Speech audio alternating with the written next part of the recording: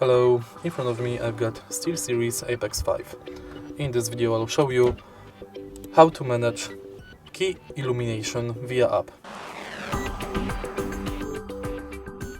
In the beginning, let's go to SteelSeries GG app, select Apex 5, and now go to Illumination.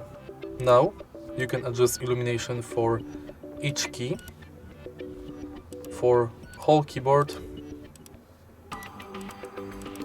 or for multiple keys.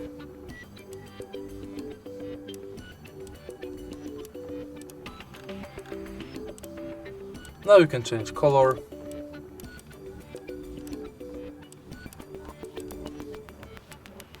and if you want to go to more professional keyboard illumination settings, go to Prism.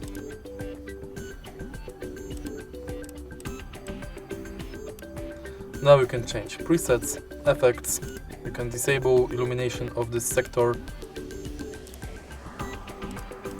you can change lighting mode, you can save your presets,